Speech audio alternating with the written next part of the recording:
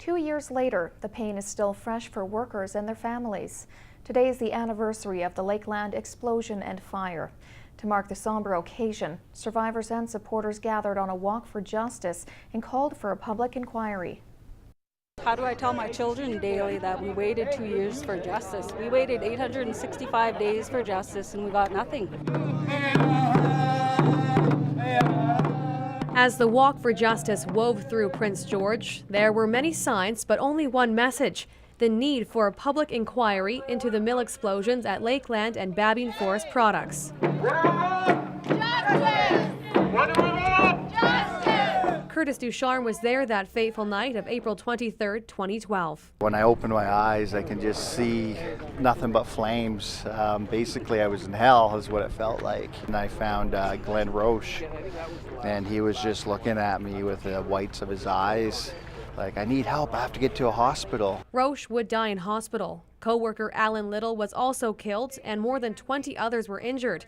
3 months earlier, a blast at the Babine Forest Products sawmill would injure dozens and kill 2 men, Robert Luggie Jr. and Carl Charlie, who to Shania Williams was just dad. What I want to see is more political awareness. I want more political parties to realize that my dad died,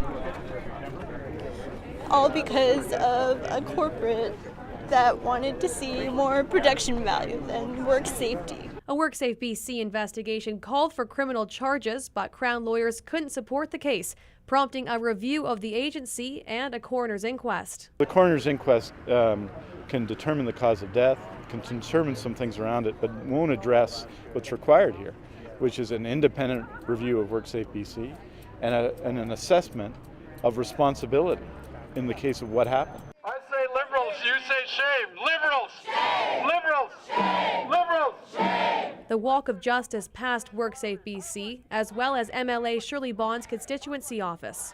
All of us want to have answers. Absolutely heartbroken families first and foremost, but our government and I think British Columbians want answers.